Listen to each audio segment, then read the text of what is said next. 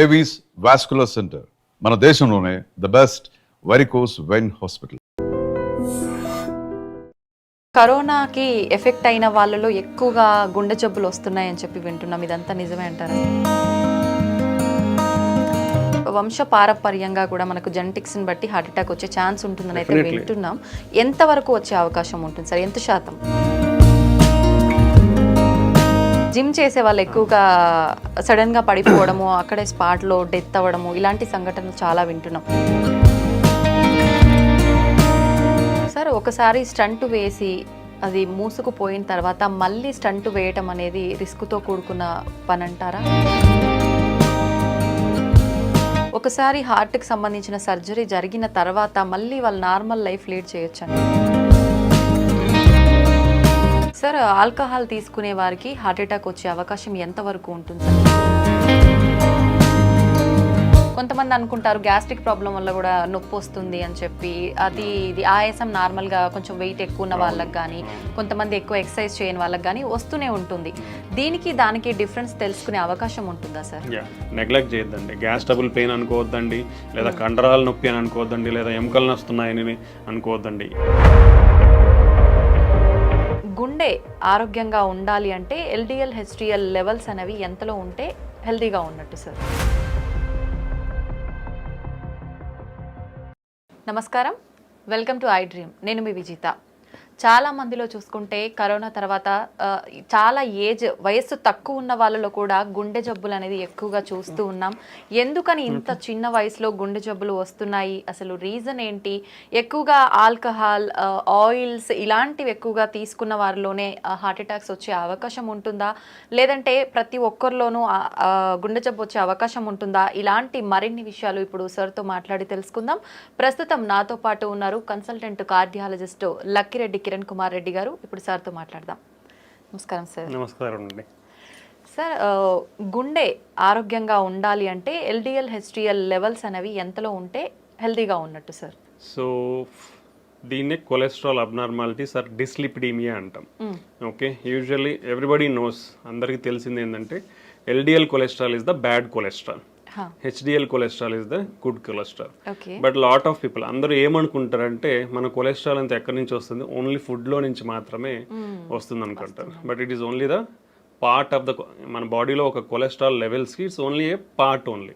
అంటే మొత్తం మనం బాడీలో ఉండే కొలెస్ట్రాల్ అంతా ఫుడ్లోనే తీసుకోవట్లేదు. అది ఫస్ట్ పాయింట్ గుర్తుకు పెట్టుకోవాలి. సెకండ్ థింగ్ ఏంటంటే మన బాడీలో any food, what ever food we take, so primarily మనకు ఉండేది proteins, carbohydrates and fats.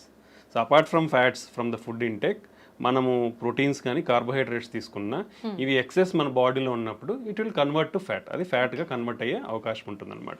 So not only మన బాడీలో ఉన్న కొలెస్ట్రాల్ లెవెల్స్కి ఆహారం ఒకటే కాదు, ఆహారంలో ఫ్యాట్స్ ఒకటే కాదు, మిగతా ఆహారం యొక్క కాంపోజిషన్ కూడా చాలా ఇంపార్టెంట్. ఓకే, సో మనకి ఆహారంలో మనకి allowed fat content is 25 to 30% of మన ఫుడ్లో ఫ్యాట్ ఇంటేక్ అనేది ఉండాలి. ఒక 60% or 50 to 60% is carbohydrates, 20%, 15 to 20% is protein intake. ఇవి మన కంపోజిషన్ ఆఫ్ ఫుడ్ కంపోజిషన్లో ఇవి ఉండాలి. ఓకే, ఇవన్నీ ఇన్ఫ్లుయెన్స్ చేస్తాయి మన బాడీలో ఉండే కొలెస్ట్రాల్ని. సో రేంజెస్ అనేది చాలా అంటే డిఫరెంట్ కొలెస్ట్రాల్కి ఒక్కొక్క రేంజ్ ఉంటుంది, ఎప్పుడు అబ్నార్మల్ అని చెప్తాం అనేది. దీంట్లో మేజర్ కాంపోనెంట్స్ రెగ్యులర్గా మనం బ్లడ్ టెస్ట్ చేసినప్పుడు మనం రెగ్యులర్గా చూసే కాంపోనెంట్స్ టోటల్ కొలెస్ట్రాల్ ఒకటి ఉంటుంది. So total cholesterol less than 200 mg/dL ఉండాలి. If it is more than 250 it is indication for treatment. Okay, triglycerides తీసుకుంటాం. Triglycerides usually less than 150 mg/dL ఉండాలి. మోర్ దెన్ 200 mg/dL ఉంటే we have to take the treatment. Then HDL cholesterol అనేది యూజువల్గా it is a good cholesterol కాబట్టి మన బాడీలో ఎక్కువ ఉండాలి. అంటే it should be more than 60 mg/dL. Less than around 40 to 50, ఫీమేల్స్లో అయితే లెస్ దెన్ 50, మేల్స్లో అయితే లెస్ దెన్ 40 ఉంటే it's low amount of HDL cholesterol. So that is a risk factor again. సో ఇవి మన బాడీలో ఉండే కొలెస్ట్రాల్, బేసిక్ కొలెస్ట్రాల్ లెవెల్స్ ఒక అబ్నార్మల్ వాల్యూస్ అనమాట. బట్ ఈవెన్ ఈ లెవెల్స్ కూడా ఒక్కొక్కసారి మనకి విత్ ఇన్ నార్మల్ రేంజ్ ఉండొచ్చు. ఉండి ఈవెన్ దెన్ పేషెంట్స్ కానీ పీపుల్ హార్ట్ అటాక్కి వచ్చే ఛాన్సెస్ ఉండొచ్చు. So there are another component of cholesterol, అంటే సబ్ కాంపనెంట్స్ ఆఫ్ లిపిడ్స్ అంటాం మనం. లైక్ లైపోప్రోటీన్ ఏ అనేది ఇంపార్టెంట్, అపోలైపోప్రోటీన్స్ అనేవి ఉంటాయి. సో ఈ కాంపనెంట్స్ కూడా చాలా ఇంపార్టెంట్ అనమాట. సో మనము ఒకవేళ ఈ basic cholesterol levels even with in normal range ఉన్నా కానీ మనం ఫర్దర్ టెస్టింగ్ ఆఫ్ కొలెస్ట్రాల్ అనేది చెక్ చేయాల్సిన అవసరం ఉంది. సో ఈ బ్యాడ్ కొలెస్ట్రాల్, గుడ్ కొలెస్ట్రాల్ అనేది నాట్ ఓన్లీ ఫ్రమ్ ఫుడ్, మనం తీసుకునే ఫ్యాట్ ఇంటేకే కాదు, rest of the food intake అనేది కూడా చాలా ఇంపార్టెంట్. సో మనం తీసుకునే ఫుడ్లో ఈక్వాలిటీ ఆఫ్, అంటే కార్బోహైడ్రేట్స్ ఉండాలి, ప్రోటీన్స్ ఉండాలి, ఫ్యాట్స్ ఉండాలి. సో కొలెస్ట్రాల్ అనేది మన బాడీలో కూడా ప్రొడ్యూస్ అవుతుంది కాబట్టి అసలు కొలెస్ట్రాల్ అంటే ఫ్యాటీ ఫుడ్స్ తీసుకోవద్దా అనేది it's not correct. So your body needs fatty acids, ఎందుకంటే మన ప్రతి body is made up of cells అంటాం. ప్రతి సెల్స్ లో కూడా we are having lipid components. So for integrity of our body we need fats, but it should be in a controlled manner, not in excessive manner అనమాట. So for suppose if you take oily foods, when you take deep fried foods, they are unhealthy. How much amount of oil you have to take? So oil is limitation around 4 teaspoons. 4 teaspoons per person. Okay. So that is the limitation of amount. Daily. The daily intake of this. So you should not take more than that. And second thing is then is what is the reusability of the oil? That is most important. You should not reuse it repeatedly. Fry చేసుకుంటాం అలానే పెడతాం మళ్ళీ reuse. So it should not be done. So ఇది ఒకటి. Third thing ఏంటంటే now all the మార్కెట్లో చాలా వరకు పార్షియల్లీ హైడ్రోజనేటెడ్ రిఫైన్డ్ ఆయిల్స్ అనేవి వస్తుంటాయి. Those are not healthy. So whatever it is cold pressed oils or organic oils ఉంటే those are better. So for fat intake. So these are the cholesterol abnormality levels to consider. Okay, ఎక్కువగా అంటే మనం తీసుకునే foods వల్ల కూడా heart attack వచ్చే chance ఉంటుంది కాబట్టి అటువంటి ఫుడ్స్ ఏంటి సార్ అసలు? బేసికల్లీ బేసికల్లీ ప్రతి ప్రాబ్లమ్కి whatever problem you take now it is it related to lifestyle. What is meant by lifestyle? 2 basic components of lifestyle is food and exercise. So in the food, healthy food. So what is healthy food? If you come to heart, what is heart healthy food? So usually ga manaki clinical studies and trials lo prove aina diets patterns anedi konni unnayi. One of the important diet pattern is called Mediterranean diet pattern antam. So this is Mediterranean anedi oka sea surrounding areas lo they follow this diet pattern. Vallalo heart problems ne chala takku unnayi. So that is why it is recommended to safeguard your heart. Heart హెల్తీగా పెట్టుకోనికి that is usually the recommended diet. దీంట్లో ఏముంటాయి? So బేసికల్ it's like A pyramid. ఈ పిరమిడ్ల base అనేది చాలా పెద్దగా ఉంటుందంటే లార్జ్ అమౌంట్ ఆఫ్ క్వాంటిటీ తీసుకోవాలి. Top of the pyramid small ఉంటుంది కాబట్టి అవి లో అమౌంట్ తీసుకోవాలి. So if you come to the base of the pyramid, first thing is exercise is compulsory in this diet pattern. That everybody has to follow. ఎటువంటి exercise చేయాల్సి ఉంటుంది sir? మనకి guide lines ప్రకారం, అమెరికన్ గైడ్ లైన్స్ ప్రకారం 150 minutes of moderate intensity exercise per week. అంటే daily 30 minutes for 5 days. Moderate intensity exercise అంటే కొంచెం walk, brisk walk are mild cycling కానీ మైల్డ్ స్విమ్మింగ్ కానీ ఇలా చేస్తే that amount of exercise for 30 minutes per day is enough. లేదా high intensity exercises అంటాం. That is required only 75 minutes per week. అంటే 20 minutes for 3 days, like 60 to 75 minutes per week. That is enough. So that even with this minimum exercise, you can stay healthy. Like what are the high intensity exercises? Like jogging and running, full length swimming, tennis adam, single person tennis adam. Ivanni kuda high intensity exercises. Along with that, for 3 days a week, a minimum time like 15 to 20 minutes of strengthening exercises. That also will have a positive impact on our heart health అనమాట.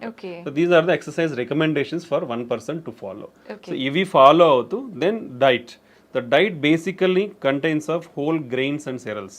అంటే పప్పు దినుసులు అవన్నీ కూడా refined. ఇప్పుడు మనం rice తీసుకోండి, wheat తీసుకోండి, whatever the products available in the market they are all refined. So refined foods అనేది యూ షుడ్ స్టాప్. ఒకరు ఈ రిఫైన్డ్ ఫుడ్స్ అనేది తినడం స్టాప్ చేయాలి. Because these are having high glycemic index, high glycemic, so more absorption and immediately sugar levels will rise, hormonal imbalance, insulin imbalance, all this will happen. So you should keep away from this refined foods nunchi dooram undali. Whole grains like whole wheat, brown rice, unpolished rice, ilanti తీసుకొని like millets, other grains, పప్పు దినుసులు ఇవన్నీ ఎక్కువ అంటే minimum daily you should take around 3 servings per day. You have to take these things. Next comes fruits and vegetables. Fruits and vegetables are one of the important component. Vegetarian diet, plant-based diet is much healthier than animal-based diet. Okay. So daily you should take around 4 to 5 servings of fruits and vegetables. In India, if you come, hardly less than 50% of the population in India eat only one time a week. అంటే ఒక్కసారి మాత్రమే వారంలో fruits తీసుకుంటున్నారు మన భారతదేశంలో. You see how much gap is there. Okay, even vegetables కూడా like daily 4 to 5 servings of vegetables కూడా it is hardly 20 to 25% in all India. Okay. So you see how much gap in the diet, healthy dietary patterns we are following. Okay, this is one of the important. Next thing is oils. Oils, limited amount. 1 teaspoon is equal to 5 grams. Okay. Okay, you should take around 4 to 5 teaspoons per person. That is the limitation amount. And reusable oils అనేది ఉండకూడదు. So among these oils, extra virgin olive oil is the better thing. And any plant-based oil is good. ఆ plant-based oils లో కూడా we have to go for like cold pressed oils. Better avoid refined oils అనేది avoid చేయాలి. దాంట్లో కూడా mono unsaturated or poly unsaturated fatty acids ఉన్న ఆయిల్స్ని prefer చేయాలి, like sunflower, soybean oil, sesame oil. ఇవి they are good in mono or poly unsaturated fatty acids. Okay, then if you come to poultry or fish, non-vegetarian. In non-vegetarian, usually the preferred is fish. Okay. Any oily fish or fish is the preferred non-vegetarian diet. Apart from that, poultry, chicken. Chicken doesn't have any harmful effects on the heart. So you can take a chicken. That also like 2 to 3 servings per week. Not more than that. Okay. Then if you come to dairy products, dairy also 1 or 2 times a day you can take dairy products. Then on the top, which is the minimal amount, like hardly once in a month, or even less than that, all the processed foods and the red meat. Red meat comes like mutton, lamb, sheep, pork, beef. All this comes under red meat. So it is not advisable to take all these things. And all sugar sweetened beverages like cool drinks, which is the very harmful. బయటికి పోతే చాలు cool drink తాగుతారు, అది అలవాటు అయిపోతుంది అందరికి. So అది avoid చేయాలి. బికాస్ అసలు అంటే హార్డ్లీ మంత్లో వన్స్ అని చెప్తున్నాం, ఇక్కడ అందరు చేసేది అంటే డైలీ 3 times తాగుతారు. You see how much harmfulness we are getting into our body. Right. And all the bakery products, like all are coming from the refined wheat. Like maida nunchi bakery products anni samosal gaani, puffle gaani, even if you see cakes, lot of cream is there. So all things are refined products only. You should avoid. Hardly less than a month you should eat. But this is the bad thing. ఆ పైన ఉండేదే మనం అందరం కింద ఎక్కువ తింటున్నాం. So this is the unhealthy thing you should not follow. So this healthy diet followడం అనేది చాలా important. If you follow this healthy diet and regular exercise, we can control lot of risk factors like sugar గాని, BP గాని, stress levels గాని. We can reduce all of the things with healthy diet and exercise. Okay, that is the importance of diet and exercise. Sir చాలా మందిలో వింటుంటాము heart attack అనేది sudden గా వస్తుంది, ఇంతకుముందు ఎప్పుడు ఉండదు, సడన్ గా వస్తుంది, ఎటువంటి సిమ్టమ్స్ కూడా లేవు, చాలా యాక్టివ్గా హెల్దీగా ఉన్నారు అని చెప్పి. నిజంగా ప్రతి ఒక్కరిలో కూడా సిమ్టమ్స్ అనేవి కనిపించవంటారా సార్ హార్ట్ అటాక్ వచ్చే ముందు? యూజువల్లీ హార్ట్ అటాక్ అనేది ఎందుకు వస్తుందంటే మన రక్తనాళాలు అంటే గుండె పైన 3 రక్తనాళాలు ఉంటాయి. So left side 2, right side 1. ఇది వైటల్, మన హార్ట్ పంపింగ్ కి మన హార్ట్ కూడా బ్లడ్ సప్లై అవ్వాలి. మన హార్ట్ ఏం చేస్తుంది, మన బాడీకి బ్లడ్ సప్లై చేస్తుంది. బట్ హార్ట్కి కూడా బ్లడ్ సప్లై కావాలంటే ఆ రక్తనాళాల ద్వారా బ్లడ్ అందాలి. ఓకే, సో ఆ రక్తనాళాలలో లోపల అంటే మనం ఇది ట్యూబ్ అనుకుంటే ఈ లోపల ఇన్నర్ లైనింగ్ లో మనకి ప్రాబ్లం అంతా స్టార్ట్ అయ్యింది.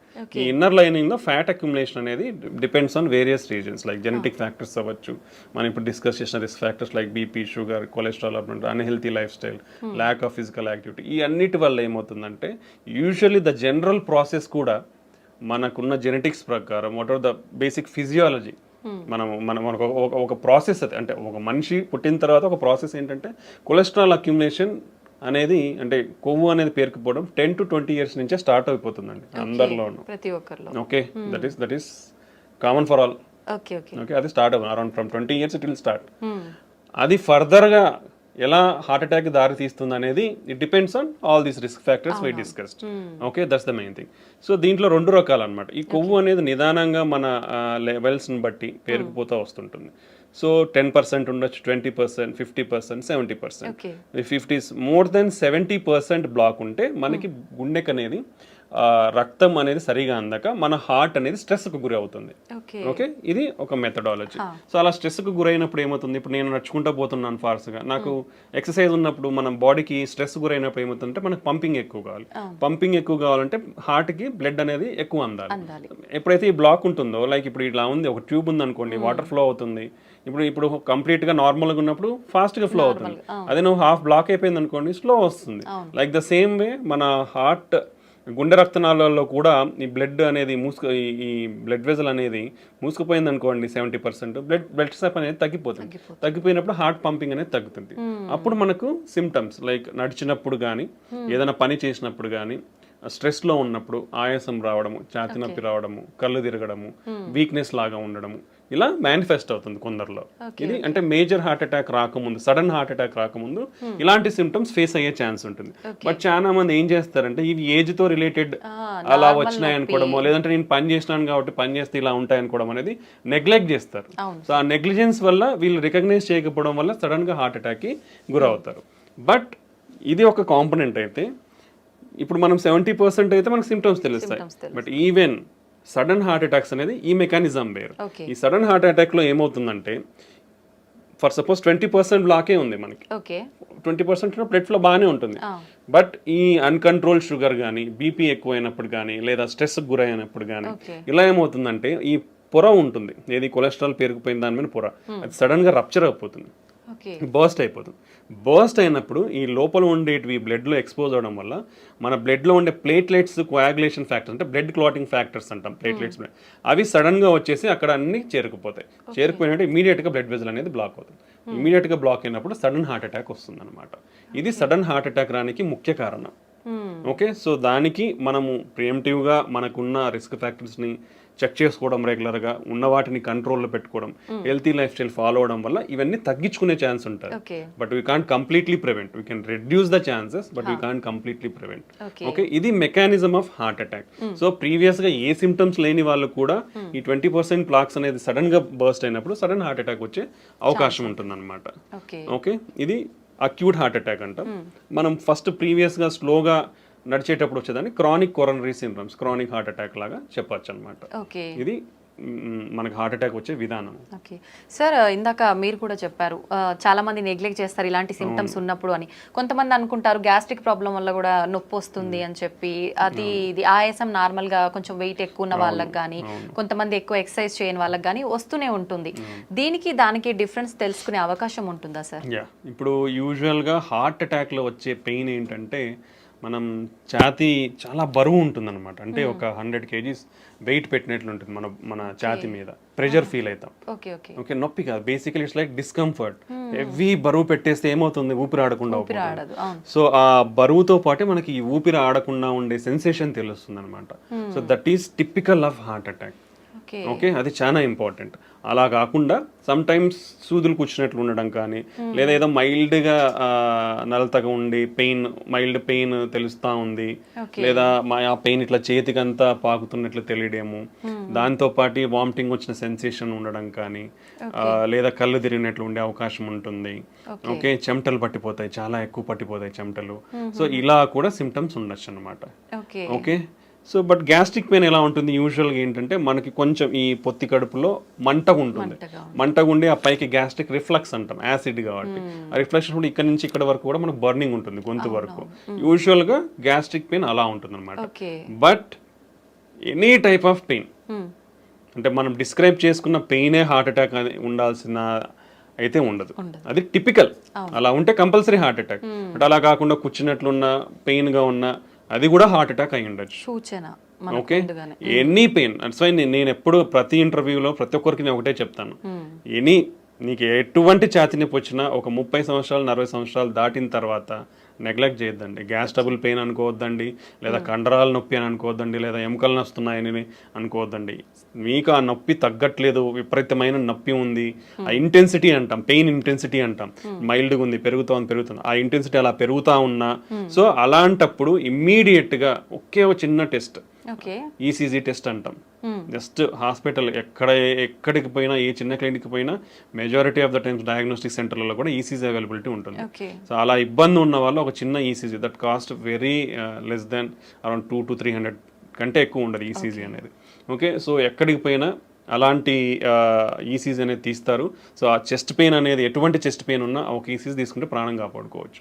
ఎందుకంటే అక్యూట్ హార్ట్ అటాక్ ఈసీజీలో చాలా ఈజీగా తెలిసిపోతుంది.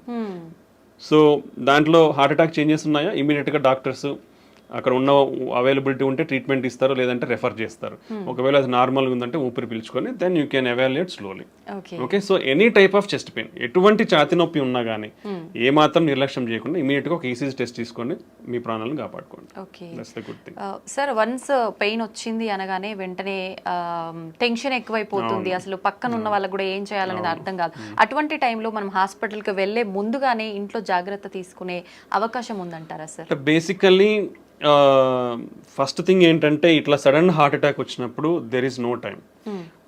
Even with this latest technological advancements, మనకు ఇంతకుముందు హార్ట్ అటాక్ ఎలా కనుక్కోవాలో రీచబిలిటీ ఉండేది కాదు, ఏది ఇన్వెస్టిగేషన్స్ కానీ. ఇప్పుడు ఎక్కడికి పోయినా, ఏ చిన్న విలేజ్కి కానీ చిన్న టౌన్కి వెళ్ళినా ఇవి ఫాస్ట్గా వెళ్ళొచ్చు, ఈసీజీ తీయించుకోవచ్చు, డయాగ్నోస్ చేసుకోవచ్చు.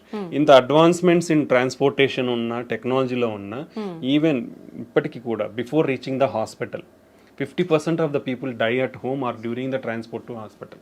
So that much severity is the heart attack. So it doesn't give time. Basically it doesn't give time. It depends on lot of factors. Heart attack వచ్చిన వాళ్ళు సడన్ గా చనిపోవచ్చు ఇంట్లో. ఇప్పుడు మనం చాలానే వింటుంటాం, నిద్రలోనే చనిపోయినారు. ఇట్ విల్ హ్యావ్ సడన్ గా బ్లాక్ అయినప్పుడు ఏమవుతుందంటే, ఈ మన కండరం అనేది ఎలక్ట్రికల్ సిస్టమ్ ఉంటుంది బాడీలో, అది సడన్ గా బ్లడ్ ఫ్లో తగ్గిపోవడం వల్ల ఫిబ్రిలేట్ అవుతుంది అనమాట. ఫిబ్రిలేట్ అంటే హార్ట్ రేట్ అనేది ఫాస్ట్ కొట్టుకుంటుంది. సో అది రికగ్నైజ్ చేసే లోపలనే పేషెంట్ విల్ డై. బికాస్ చాలా మందికి తెలియదు how to recognise it. Okay, that's why immediately when the person ఎవరైతే కొలాప్స్ అయిపోయి పడిపోతారో వాళ్ళకి మనం ఇంటికి సిపిఆర్ అనేది స్టార్ట్ చేయమని చెప్తాం. So that will give time. అంటే ఒక మెడికల్ పర్సన్ వచ్చి ట్రీట్మెంట్ ఇచ్చే లోపల ఇట్ విల్ గివ్ టైం. ఎందుకంటే మనం ప్రెస్ చేసినప్పుడు బ్లడ్ సర్క్యులేషన్ అనేది జరుగుతుంది కాబట్టి it will keep our brain and other organs intact కాబట్టి. సో ఇప్పటికీ కూడా 50% of the heart attacks can't reach hospital. So కాబట్టి ఇటువంటి వారు ఫస్ట్ ప్రికాషనరీ మెజర్స్ ఏంటంటే స్క్రీనింగ్ ప్రోగ్రామ్స్. ఎందుకంటే మన లైఫ్ స్టైల్ మనల్ని ఈ ఎరాలోకి తోసేసింది. మనం అందరం కూడా వర్స్ట్ లైఫ్ స్టైల్లోనే ఉన్నాం. Everybody is like that. Okay, 30 years దాటితే బీ కేర్ఫుల్, 40 years దాటితే ఇంకా be careful. So annual screening checkups, that is most important. That is if you తీసుకుంటే బీపీ కానీ షుగర్ కానీ 1 in 3 persons are undiagnosed. Okay, so ఎవరికి తెలియదు. Hospital పోతే BP ఉందన్నారు, హాస్పిటల్ పోతే షుగర్ ఉందన్నారు అని చెప్తారు. సో మనకు తెలియదు చాలా జబ్బులు మనకు ఉన్నాయని, బికాస్ అర్లీ స్టేజెస్ లో మేనిఫెస్ట్ కావు సిమ్టమ్స్ అనేది. So we have to identify through some investigations. So annual screening programmes అనేది చాలా important. Okay, second thing, BP కానీ షుగర్ కానీ కొలెస్ట్రాల్ అబ్నార్మాలిటీస్ ఉన్న వాళ్ళు కానీ వీళ్ళందరూ చాలా జాగ్రత్తగా ఇప్పుడు బీపీ ఉన్న వాళ్ళు they have to keep 1 BP monitor in their home. ఇప్పుడు ఎందుకంటే హాస్పిటల్లో చూసే బీపీ వాల్యూస్ కంటే ఇంట్లో ఉన్న బీపీ వాల్యూస్ చాలా యాక్యురేట్ ఉంటుంది. దట్ హోమ్ బీపీ బేస్డ్ ట్రీట్మెంట్సే ఇస్తాం మేము కూడా. ఇఫ్ సంబడి ఎవరన్నా ఇంట్లో బీపీ రెగ్యులర్గా నోట్ చేసుకుంటున్నారంటే ఆఫీస్లో ఒక 20 వరకు ఎక్కువ ఉండొచ్చు because of anxiety are lot of things. Okay, home BP monitoring అనేది చాలా ఇంపార్టెంట్ బీపీ కంట్రోల్లో పెట్టుకోండి. ఓకే, రెగ్యులర్గా బీపీ మిషన్ అనేది పెట్టుకోవాలి. బీపీ షుగర్ ఉన్న వాళ్ళు కూడా అట్లీస్ట్ మంత్లీ చెక్ చేయించుకోవాలి. ఎవ్రీ 3 months HbA1c టెస్ట్ అనేది ఒకటి చేసుకోవాలి. Okay, strict control of BP and diabetes చేసుకోవాలి. కొలెస్ట్రాల్ లెవెల్స్ కూడా స్ట్రిక్ట్ కంట్రోల్లో ఉండాలి. Healthy lifestyle, take healthy food. అవసరమైనంత మాత్రమే తినండి, అనవసరంగా ఏదో ఇప్పుడు ఏంటంటే అవైలబిలిటీ ఈజీ అయిపోయింది. If you see some 30 years back people are dying from malnutrition. Food కానీ ఇవన్నీ అందక చనిపోయేవాళ్ళు. బట్ ఇప్పుడు అంతా బికాస్ మాల్ న్యూట్రిషన్ వల్ల ఫుడ్ వల్ల ఇట్లా అయిపోతున్నారని గవర్నమెంట్స్ అన్ని ఏం చేశారంటే policies easy availability of food చేసేసాయి. లైక్ ఫ్రీ పథకాలు కానీ అంటే చాలా ప్రొవిజన్స్ ఇచ్చేసారు, ఎవరు కూడా ఆకలితో చావకూడదు అనేసి. ఇప్పుడు ఈజీ అవైలబిలిటీ ఆఫ్ ఫుడ్ అయిపోయింది. So you don't have to move out to get food. So easy availability of food అయిపోయిన తర్వాత వచ్చింది కదా ఉంది కదా అని తినేస్తా ఉన్నారు. That will lead to lot of problems. So take your healthy diet, take required proportions only and do regular exercise. So ఇలా ప్రికాషనరీ మెజర్స్ తీసుకుంటే మనము ఈ హార్ట్ అటాక్ సడన్ గా వచ్చే దాని నుంచి ప్రివెంట్ చేసుకోవచ్చు. బట్ బిఫోర్ ఎనీథింగ్ అంటే ఒక హార్ట్ అటాక్ వచ్చే ముందర మనకి మినిమం కొంచెం ఛాతి నొప్పి కానీ ఆయాసంగా ఫీల్ అవ్వడం, ఆ ఆయాసంతో యాంగ్జైటీ, ఎయిర్ హంగర్ అంటాం, మనకి ఏదో గాలి ఆడట్లేదు అనిపిస్తుంది, ఓకే యాంగ్జైటీ స్టార్ట్ అవుతుంది, చెమటలు పట్టచ్చు, వామిటింగ్ సెన్సేషన్ ఉండొచ్చు, సో చెయ్యి లాగచ్చు, ఇలాంటి మైల్డ్ ప్రికాషనరీ సైన్స్ ఉంటాయి. పర్టికులర్లీ మనం తీసుకుంటే డయాబెటీస్ కానీ, ఎల్డర్లీ మోర్ దాన్ 60-65 ఇయర్స్ వాళ్ళలో కానీ, ఫీమేల్స్ కానీ పర్టికులర్లీ, ఈ 3 కేటగిరీలో సిమ్టమ్స్ అనేది చాలా తక్కువగా తెలుస్తాయి. ఛాతీ నొప్పి వచ్చినా దే కాంట్ రికగ్నైజ్, ఎందుకంటే మైల్డ్గా ఉంటాయి వాళ్ళలో. సో ఆ మైల్డ్ని నెగ్లెక్ట్ చేస్తే more dangers. So particularly females, elderly people more than 60-65 years and diabetes ఉన్న వాళ్ళు ఎంత మైల్డ్ సిమ్టమ్ ఉన్నా ఇమీడియట్గా they should go to hospital and evaluate. దాన్ని సరి చేసుకుంటే మనము అర్లీగా రికగ్నైజ్ చేసుకొని విల్ ప్రివెంట్ ఫర్దర్ కాంప్లికేషన్స్. ఇవి మనకు హార్ట్ అటాక్ ముందు వచ్చే precautionary science. Okay sir, alcohol తీసుకునే వారికి హార్ట్ అటాక్ వచ్చే అవకాశం ఎంత వరకు ఉంటుంది సార్? అది ప్రమాదకరమైంది అంటారా? కంపల్సరీ వస్తుందండి. ప్రీవియస్గా ఏమైందంటే lot of studies, I think జెంట్స్లో ఒక డైలీ ఒక 2 డ్రింక్స్ కానీ, 2 డ్రింక్స్ అంటే బాటిల్స్ కాదు, there is some limit of, అంటే ఒక బీర్ తీసుకుంటే 300 ml, or if you take wine 150 ml, or if you take alcohol like whisky 40% alcohol తీసుకుంటే ఒక 40 ml, అట్లా ఉండేటివి. Like 2 drinks per day for men and 1 drink per day for women అనేది. But all the recent guidelines for the past 2 years మనకు వచ్చిన clinical trials and studies, what ever alcohol you take it is risky only.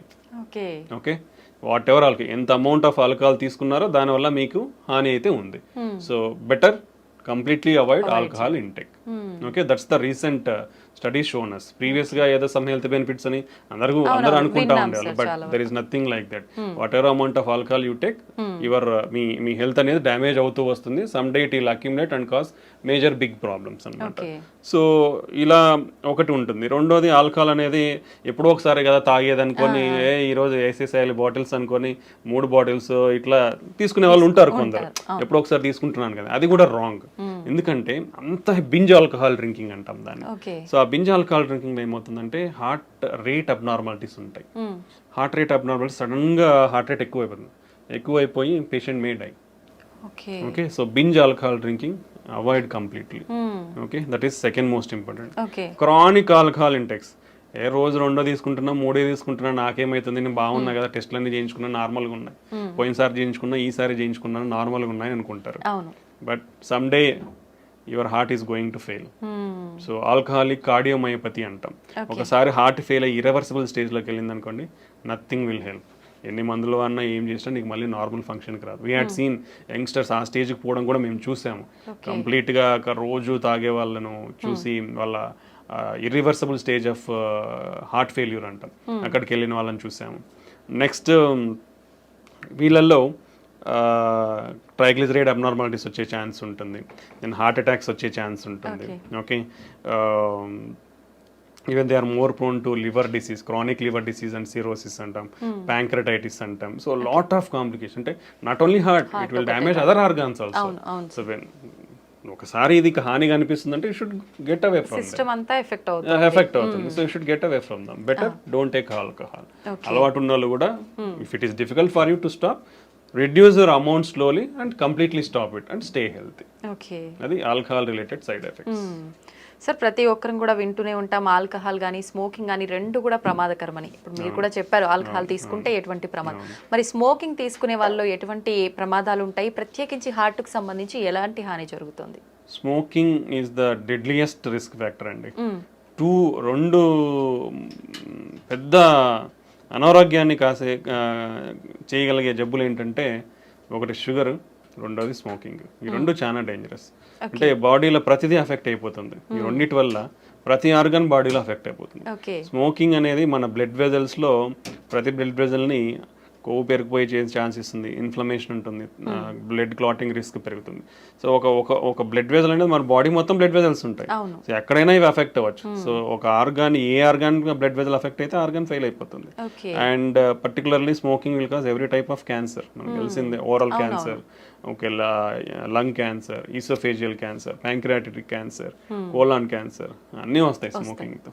Okay, and definitely smoking heart అటాక్స్కి one of the biggest cause. Smoking వల్ల ప్రపంచంలో సంవత్సరానికి 1 billion people are dying. ఇండియాలో 1 million people are dying because of smoking. Almost 30% of the Indians are smokers. Okay, ఇది మన statistics. So that much serious side effects ఉన్నప్పుడు you should completely stop it. Usually governments కూడా they are not able to ban because of I don't know lot of reasons, but they are bringing lot of strict regulatory మెజర్స్లో every pack మీద completely avoid smoking అనేది definitely ఉంటుంది. Everywhere they display, even in public places like theatres they are displaying stop smoking and they are showing the consequences చూపిస్తున్నారు. Brain stroke, cancers, heart attacks, emphysema, lung problems, ఆయాసం రావడము. So what not every organ is getting affected. So completely stop smoking. It is dangerous. Smoking అంటే మనం smoking చేయడమే కదండి, మీరు ఇప్పుడు నీ చుట్టుపక్కల వాళ్ళు కూడా అఫెక్ట్ అవుతారు. ఇఫ్ సంబడీ స్మోకింగ్, చుట్టుపక్కల వాళ్ళు ఒక 10 మంది ఉంటే వాళ్ళు 10 మంది కూడా అఫెక్ట్ అవుతారు. That is called as second hand smoke అంటాం. సార్, స్మోక్ చేసిన వాళ్ళకంటే ఎక్కువ పక్క వాళ్ళకే ఎక్కువ ఎఫెక్ట్ అయ్యే ఎక్కువ అనేది లేదు కానీ ఎక్కువ అని చెప్పలేము. స్మోక్ చేసే వాళ్ళు ఎంత అఫెక్ట్ అవుతారో సెకండ్ హ్యాండ్ స్మోక్ అంటే పక్కన తాకుండా పీల్చుకునే వాళ్ళు కూడా అఫెక్ట్ అవుతారు. So it can be seen in both ఫీమేల్స్లో కానీ మనము పెద్దవాళ్ళలో అయితే వాళ్ళకి గుండె జబ్బులు రావచ్చు, బ్రెయిన్ స్ట్రోక్ రావచ్చు, ఊపిరితిత్తుల ప్రాబ్లమ్స్ ఇవన్నీ వచ్చు. చిన్నపిల్లల్లో కూడా వాళ్ళకి ఊపిరితిత్తుల ప్రాబ్లమ్స్, రికరెంట్ రెస్పిరేటరీ ట్రాక్ట్ ఊపిరితిత్తుల infections, or upper respiratory tract infections, లో బర్త్ వెయిట్, ఇలా చాలా కారణాలు ఉండే అవకాశం. సో ఒక ఫ్యామిలీలో మీరు ఇంట్లోనే తాగుతున్నారంటే మీ వైఫ్ అఫెక్ట్ అవుతుంది, మీ పిల్లలు ఇబ్బంది అవుతారు. ఓకే, ఆల్వేస్ రిమెంబర్, ఒక సిగరెట్ తాగే మనిషి నేనేదో తాగుతున్నా నా ఆరోగ్యం పాడైపోతుందని అయితే ఎప్పటికీ అనుకోవద్దండి. మీ ఆరోగ్యం కూడా ఆరోగ్యమే కాబట్టి స్టాప్ చేయండి. మీ ఆరోగ్యంతో పాటు మీరు స్మోక్ చేయడం వల్ల పక్కన వాళ్ళ ఆరోగ్యాన్ని కూడా నాశనం చేస్తున్నారు. సో పక్కన వాళ్ళు కూడా కొంచెం ఇనిషియేటివ్ తీసుకొని అలా ఎవరైనా చేసినప్పుడు వాళ్ళకి చెప్తే వాళ్ళు అట్లీస్ట్ పోయి పక్కకు పోయినా తాగేస్తారు, లేదంటే మానేయమన్నా మానేస్తారు అప్పుడు. Okay, so and you should encourage smokers. ఎవరైతే సిగరెట్స్ తాగుతున్నారో వాళ్ళకి ఇవన్నీ చెప్పి వాళ్ళని ఎంకరేజ్ చేయాలి to quit smoking. Because smoking అనేది స్టాప్ చేసిన తర్వాత హార్ట్ అటాక్ రిస్క్ తగ్గనికి 10 సంవత్సరాలు పడుతుందండి. ఒక మనిషి ఇప్పుడు స్మోకింగ్ స్టాప్ చేసినా కానీ అతనికి హార్ట్ అటాక్ రిస్క్ తగ్గనికి, అంటే హీ స్మోకింగ్ మానేసినాక కూడా 10 years వరకు అతనికి హార్ట్ అటాక్ రిస్క్ చాలా ఎక్కువ ఉంటుంది. Okay, that is the impact of smoking. మానేసాకే అన్ని ఇయర్స్ ఉంటే కంటిన్యూ ఉన్నప్పుడు ఎంత సిగ్నిఫికెంట్ ఉంటుందో ఆలోచించాలి అందరు కూడా. Okay, that is most important. So next ఏమొస్తాయంటే మనకు సెకండ్ హ్యాండ్ స్మోక్ కాకుండా called as e-cigarettes అంటారు.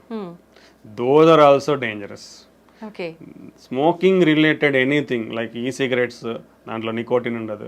But still lot of studies, even in US studies also showed, even if somebody advertise that non-nicotine cigarettes ఉన్నా కానీ దాంట్లో కూడా nicotine ఉంటుంది.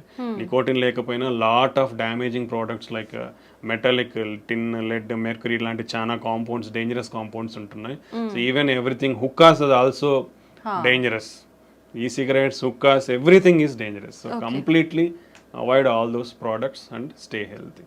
Okay sir, చాలా మంది పాన్, గుట్కా ఇలాంటివి ఎక్కువగా తీసుకుంటూనే ఉంటారు నాన్ స్టాప్ గా, ఎక్కడ పడితే అక్కడ ఉమ్మేస్తూ ఉంటారు. అలాంటి వాళ్ళకి కూడా గుండె జబ్బులు వచ్చే అవకాశం ఉంటుంది. డెఫినెట్లీ వస్తాయండి. పాన్, గుట్కా అనేది కూడా ఏముంది, పొగాకే కదా. పొగాకు పీల్చినా నమిలినా అంతా లోపలికే పోతుంది, బ్లడ్ లోకే అబ్జర్వ్ అవుతుంది. ఆ కెమికల్స్ అన్ని బ్లడ్ లోకే పోతాయి. ఫైనల్ గా బ్లడ్ లోకి వెళ్ళిన తర్వాత ప్రతి ఆర్గాన్ని ఎఫెక్ట్ చేస్తాయి. సో స్మోకింగ్ అయితే ఎంత డేంజరస్, గుట్కా, పాన్ ఇలాంటివి కూడా అదే రేంజ్లో డేంజరస్. సో దానివల్ల పర్టికులర్లీ మోర్ ఏంటంటే మౌత్ క్యాన్సర్స్, ఓరల్ క్యాన్సర్స్ ఎక్కువ ఉంటాయి. ఎందుకంటే డైరెక్ట్లీ ఇట్ ఈస్ ఈ ఏరియాలో అఫెక్ట్ అవుతుంది కాబట్టి. బట్ బ్లడ్లో కూడా అబ్జర్వ్ అయిపోయి ఆ కాంపౌండ్స్ అన్ని it is also cause heart attacks and brain strokes. So that also too dangerous. Completely avoid all these things. Sir, cardiac arrest అంటూ ఉంటారు. హార్ట్ అటాక్ కి దానికి మధ్య డిఫరెన్స్ ఏమైనా ఉందా సార్? రెండు ఒకటేనా? రెండు డిఫరెంట్ అండి. Okay, this is very important. Heart attack అంటే మనం ఆల్రెడీ మాట్లాడుకున్నాం. అంటే మన గుండె రక్తనాళాలలో బ్లాక్స్ వస్తే ఆ బ్లాక్ వల్ల బ్లడ్ సప్లై సడన్ గా ఆగిపోయి హార్ట్ మజిల్ అనేది సడన్ గా వీక్ అవుతుంది. దాన్ని హార్ట్ అటాక్ అంటాం. ఓకే, కార్డియాక్ అరెస్ట్ అంటే గుండె కొట్టుకునేది సడన్ గా ఆగిపోవడం. అంటే ఇప్పుడు హార్ట్ అటాక్ వచ్చినప్పుడు గుండె కొట్టుకుంటుంది, అవును. But some part of the a పార్ట్కి బ్లడ్ వెజల్ అఫెక్ట్ అయ్యి బ్లడ్ సప్లై తగ్గిందో ఆ పార్ట్ అనేది పనిచేయదు, రెస్ట్ ఆఫ్ ద గుండె కొట్టుకుంటుంది. ఓకే. బట్ హార్ట్ అటాక్ లో కూడా ఇలా జరగడం వల్ల సడన్ గా గుండె ఆగిపోయే ప్రమాదం అనేది ఉంటుంది. బట్ సడన్ కార్డియాక్ అరెస్ట్ అంటే సడన్ గా there are lot of reasons. Sudden గా గుండె ఆగిపోవడానికి చాలా కారణాలు ఉంటాయి. ఏంటి? సడన్ గా గుండె అనేది కొట్టుకోవడం ఆగిపోతుంది, సో దాన్ని సడన్ కార్డియాక్ అరెస్ట్ అంటాం. So one of the reasons heart attack ఒకటి కారణము. దెన్ ఎలక్ట్రికల్ అబ్నార్మాలిటీస్ అంటాం, అరిథ్మియాస్ అంటాం, హై హార్ట్ రేట్ అబ్నార్మాలిటీస్. అలా హై హార్ట్ రేట్ ఉన్నప్పుడు గుండె, ఇప్పుడు నార్మల్గా మన గుండె 60 నుంచి 90 వరకు ఇలా కొట్టుకుంటుంది. ఓకే, ఇప్పుడు సడన్గా 200-250 నిమిషాన్ని కొట్టుకుంది అనుకోండి, మీకు కదులుతున్నట్టు తెలుస్తుందా? జస్ట్ ఫింగర్స్ మూమెంట్స్ తెలుస్తున్నాయి, బట్ ఇలా కొట్టుకుంటేనే కదా బ్లడ్ అందేది. ఇలా కొట్టుకున్నప్పుడు ఏమవుతుంది, బ్లడ్ అందదు. So it looks like heart has been stopped. So cardiac arrest. Okay, then infections, cardiomyopathies అంటాం. సో జెనెటిక్ ఉంటాయి చాలా కూడా కొన్ని. Okay, like hypertrophic cardiomyopathy, arrhythmic cardiomyopathies ఉంటాయి. కొన్ని ఛానలోపతీస్ అంటాం, అంటే మన బేసిక్ మాలిక్యులర్ లెవెల్లో కొన్ని ఛానల్స్ ఉంటాయి మన ఫంక్షన్స్ కానీ. So long QT syndrome, short QT syndrome, Brugada syndrome, ఇట్లా లాట్ ఆఫ్ థింగ్స్ ఉంటాయి అన్నమాట. Even like drug abuse will cause sudden heart attacks, sudden cardiac arrest, excessive alcohol cause sudden cardiac arrest. So ఇలా చాలా కారణాలు ఉంటాయి sudden cardiac arrest కావడానికి. So heart attack అనేది blood supply తగ్గిపోవడం వల్ల వచ్చేదాన్ని హార్ట్ అటాక్ అంటాం. కార్డియాక్ అరెస్ట్ అనేది సడన్ గా గుండె ఆగిపోతుంది అంతే. ఆ గుండె ఆగిపోయినప్పుడు ఎవరైనా చేయగలిగేదంటే సిపిఆర్ చేయాలి. అది ప్రతి ఒక్కరూ నేర్చుకోవాలి. ఎందుకంటే సంబడి మీకు ఆ సిపిఆర్ అనేది తెలిస్తే అట్లీస్ట్ మీరు మనం అంటే throughout your life span you can save one life. అది కంపల్సరీ ఎవ్రీబడి, అంటే చదువులేని వాళ్ళు కూడా నేర్చుకోవచ్చు. అది it's not a big science కానీ నాలెడ్జ్ కానీ ఏం లేదు. అదేంటే just need a simple training. Everybody ఆ ట్రైనింగ్ ని కూడా తీసుకోవచ్చు. Lot of online programmes, hospitals are offering CPR programmes. CPR training అనేది తీసుకుంటే అంటే అట్లీస్ట్ మనకు ఛాన్స్ దొరికినప్పుడు అవసరంలో ఉన్న వాళ్ళకి మనము ఆ సిపిఆర్ ఇచ్చి కాపాడగలిగే వాళ్ళం అవుతాం అనమాట.